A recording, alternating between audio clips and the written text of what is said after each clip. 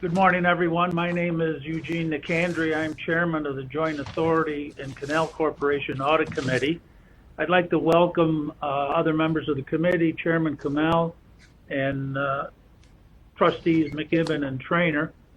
Trustee Pacini is excused for today's meeting. I'd also like to welcome NYPA staff members who are present. This is a scheduled committee meeting which has been duly noticed as required by the Open Meetings Law. And I call the meeting to order. The first item on the agenda is the approval of the proposed agenda for this meeting, and I'd ask for a motion to approve the agenda unless any of the members have an amendment. So moved. Second. And seconded. All in favor signify by saying aye. Aye. Aye. The agenda is adopted. Agenda calls for an executive session, and I'd ask for a motion to conduct an executive session under the Public Officers Law of the State of New York. If I could, I'll move that the committee conduct an executive session pursuant to the Public Officers Law of the State of New York, Section 105. Second. been moved and seconded. All in favor signify by saying aye. Aye. Aye. Motion carries. We'll go into executive session.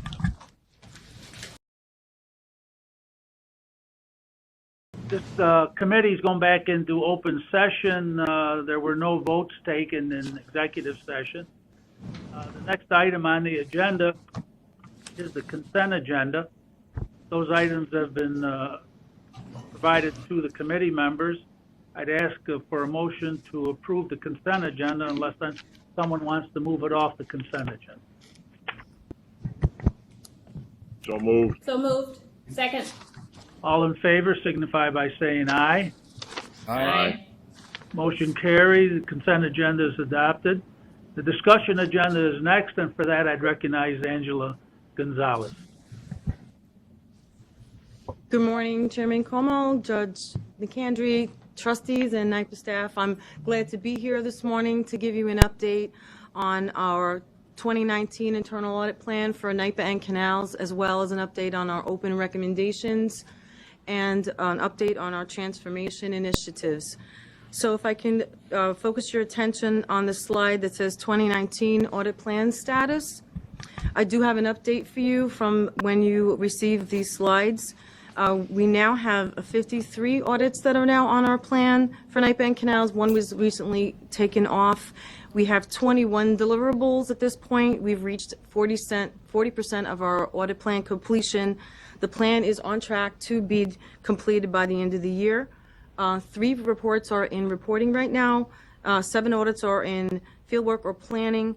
And the 3 reports that are in reporting are expected to be issued, a couple this week and some next week as well. I do want to, I know your charts are a little different from what I have in front of me, but I do want to point out where the report ratings are falling out. So at this point, we have about 4 good, 7 satisfactory, needs improvement, no unsatisfactory reports issued at this point, and 7 unrated because they are either assessments or advisory engagements. Any other questions? The next slide is just basically a layout of the changes that have been to the plan. Angela, Hold on. Yes.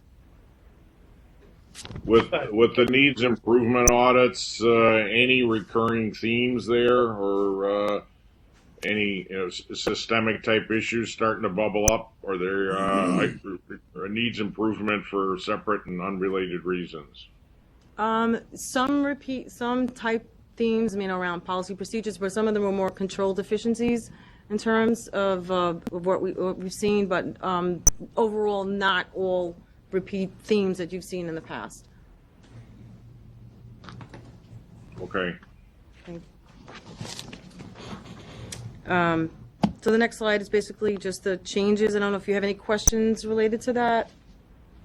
If not, then I can take your attention to our remediation status for NYPA and Canals. At this point, for NYPA, we have about 30 2019 and 8 2018 open recommendations. All 2017 have been closed. As well as for Canals, we have 3 2019, 2 2018. All of their 2017 open recommendations have been closed as well.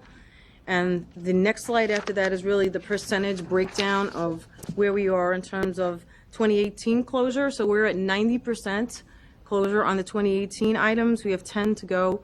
And the majority of those will be closed at the end of Q3 or Q4, and they are on track to close on time. Any questions related to that? Okay. So I can take well you. done, everyone. Yep. So if we can go to our transformation highlights slides, I've been reporting to you on our 4 strategies in audit. One of them is the branding for the department. So we had a workshop to come up with a collective brand identity in April. We've looked at that data in May, and we've come up with a new brand. The brand is really shifting from advisor to like more of a trusted partner. But it's tied to internal audit's mission to provide independent audit and advisory services so we can mitigate risk and improve NYPA's control environment and operations while adding value. And an internal audit will accomplish that through an emphasis on being more customer focused, which is our internal customers, and then staff excellence. So our next steps will be to socialize that brand within our department and then socialize it within the organization. So we are developing some communication mechanisms such as a pitch book, which is a short deck to say what internal audit is, what we do, why we do it, how we help management, how we can be of assistance. And that target rollout is for the end of August. In terms of the next piece is delivery. There are 4 components in delivery. The first one you see here is the Agile methodology. So when we met in March, we had 17 projects that were Agile. Now we've added 5 more on, so we're at 22 projects. The team is really doing well in the Agile space. So we increased the number of projects so they can continue learning their expertise in this. We are having quarterly retrospectives, making adjustments to our process so we can gain more efficiencies. Deloitte coach has been with us since the beginning to stand up new teams because we piloted in 2018, helping us develop an operating model to go forward. Training the new teams and also training 2 of our senior audit managers so they can be an Agile coach. What an Agile coach does is basically goes to each team to make sure they are deploying and executing our audit projects consistently across all teams. Then we are planning to be fully Agile in 2020, moving up from the original date of 2021. Next slide is our GRC automation project. Internal Audit's been working with an RSA Archer resource on site for about three times a week. 3 times a week we meet with the resource to go over our functionality. We're developing test scripts right now, and we will start testing with the next couple of weeks on specific functionality. And then throughout Q3, we'll be continuing to test. In Q4, we will be piloting 1 audit project. And then in January, we'll have a full rollout for the whole team to be able to use the GRC tool because we have to do training and we want to get our plan done, and putting in a new system with everybody on it would be a little disruptive, and we have to get our plan finished. So the other thing that we've been working with risk management, holding some working sessions on to make sure the dependencies between the risk module and the audit module are built in properly.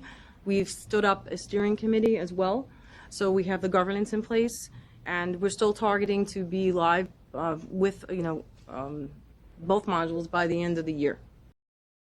So can you remind me what GRC stands for? Governance, risk, and compliance. Okay. So what it'll do is the risk management piece of it will give us our top enterprise risks, and that's the top up. The bottom up will be the operational risk, and those risks will flow into the audit system.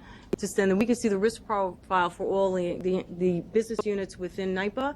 And then when we have an audit, we have an observation, for example, that risk profile will also funnel back up to the risk module, and it'll may change the risk profile at the enterprise level. So it's interchanging back and forth, giving risk information. So I understand doing a risk assessment of audit, but the GRC, is that just an audit?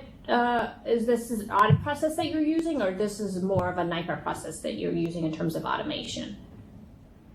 No, this will be an organizational tool. Okay. Right now, just risk and audit will be the first to come aboard, and then at some point we'll have other stakeholders within the organization that will come aboard. Angela, yeah. Savigny's group is actively involved in this. Yes. Okay. Yeah, we're working very closely with each other on this. This is really a software platform that will integrate our enterprise risk, our audit environment, and compliance. So all three we're trying to synchronize and automate using this software platform. Exactly. Yeah, because that's why I asked the question about what GRC stands, because I thought I knew, but that's an enterprise. This is an enterprise software that's being implemented, and you're just, Angela, just talking about what audit The is audit doing piece. with this. Right. Okay, that's what I thought. Thanks. Okay. All right, so if we can move on to our data analytics piece. So at this point, we've identified out of 42 side, 21 of them are candidates for data analytics. To date, 9 have been completed, so we're about 43% of our projects to date have used some type of analytic. Our data analytics team, we've obtained some data for ProCard. We've been working with IT on a data quality analyzer tool. That tool, I know IT is using to cleanse data and for data integrity, but it also has capability to apply business requirements where we can analyze data and look at outliers. So it's a good candidate as an analytic tool. Our team is starting to look at that. They should be done with the ProCard by mid-July, and the next data set will be looking at T&E. Eventually, we'll be looking at payroll, vendor master file types of data sets. This tool will help us to build our continuous auditing capabilities. Eventually, what we want to do is mature those capabilities to turn those analytics over to the business so they can run their own analytics, and that's where we get into the continuous monitoring. So that's a next 2021 type of initiative, but we're making really good progress in this area. Then just data, our training, we're continuing with Tableau. Some of our team is already using it to visualize their audit work papers, and we'll be training the rest of our team next year. And then we've been providing advanced analytic Excel training so that our team can use those advanced skills on their audits as well. So if we flip to the next slide, the quality assurance program, we've completed our self-assessment documentation. We've submitted it to the Institute of Internal Auditors external assessor for review. I know surveys were sent out to the audit committee, to the EMC, their select direct reports and internal audit staff to get feedback. All of that feedback will be included in the assessment. Interviews will be done. Some will be on site. Some will be through a conference call.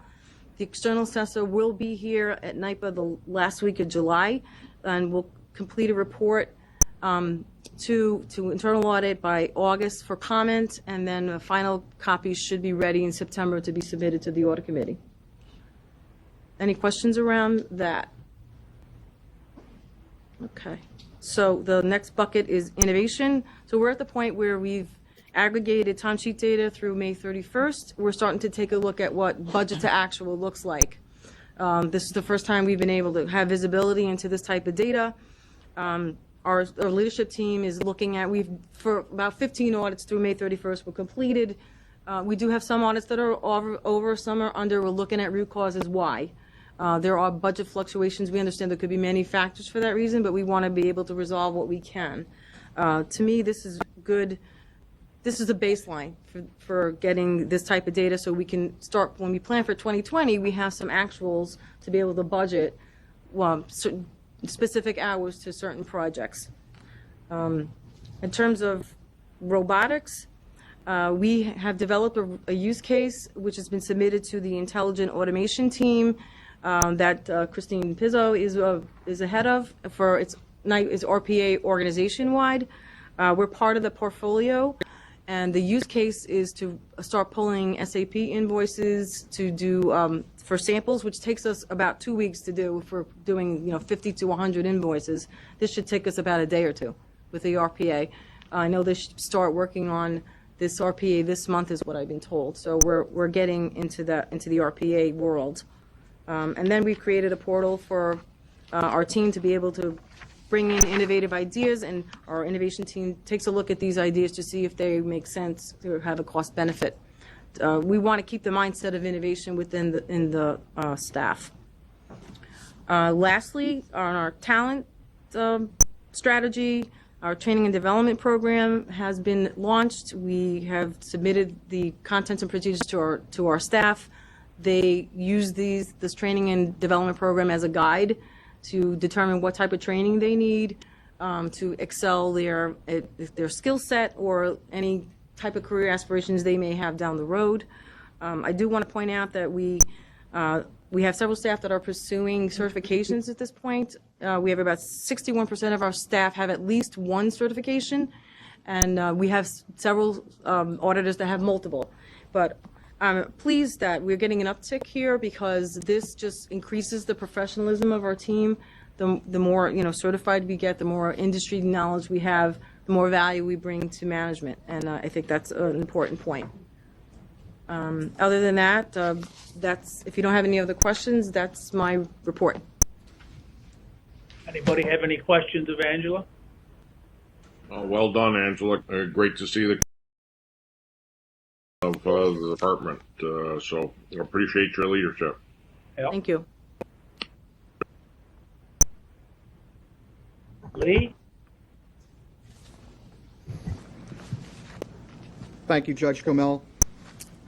Good morning, Mr. Chairman. Good morning, committee members and members of the public. This Am I morning a judge now? Oh, You could be. Chairman Nicandri. Oh, Judge okay. Nicandri and I don't Chairman know. Comel. Okay. Very good. Apologies. This morning I'm going to provide you with an update and an overview on a recently concluded competitive process associated with external audit services. We undertook this process due to the fact that NYPA's current contract for these services is going to expire this September. The requirement to rotate our audit partners every 5 years is occurring this year in 2019. And as such, our current auditor, KPMG, has already taken action and rotated their audit partner going forward for us for this year.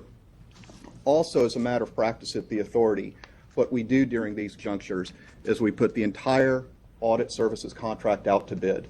And that is the primary logic for us running this competitive process. Last month, we concluded this competitive process for services that would commence in September and extend for the audit years 2019 through 2023. And through this process, we received multiple responses, and from which we received a number of competitive proposals from highly ranked national and professional services firms. And after thorough evaluation of these proposals, which included interviews, management has identified KPMG as having submitted the strongest proposal based on the totality of qualifications, some of which include sector experience with companies similar to NYPA, management experience, audit approach, and of course, value for cost. As you know, KPMG is serving as our current auditor. Their 5-year term is set to expire contract expire in the middle of September this year. For the benefit of the public, the audit partner that is now serving NYPA, the gentleman's name is Todd Heiser. He was introduced by the then current audit partner during the March board meeting, gentleman's name of Todd Fowler. And also I'll make note that KPMG has served as our auditor since 2009. Based on the results of the RFP process, management recommends that KPMG be awarded a 5-year contract for audit services. And furthermore, and likewise, we'd like to kindly request that the audit committee recommend to the board that KPMG be awarded this contract. So that's the end of my summary, and I'd be glad to answer any questions. We have a motion to approve that, then I'll ask if anybody has any questions. So moved. Second. Second. Any questions, Lee, about the item? Lee, we know that Deloitte is working in support of Angela and I. Members of the Big Four are also providing some support. So if conflicted firms opted to bid on the work, propose on the work. That's correctly. In addition to Deloitte, there were other firms that were conflicted based on their current services to the authority that would have put either the audit services contract in conflict or the work that they're undergoing for mission critical activities in conflict. Okay. Any other Thank you. questions? No. Call the question. All in favor signify by saying aye. Aye. Aye. Opposed? Motion carries. Next board meeting is going to be held as scheduled in when, Karen? December 11th. December 11th. I assume, Karen, that the audit committee is going to submit a report at the July meeting about today's meeting. Is that correct? Yes, that's correct. Okay.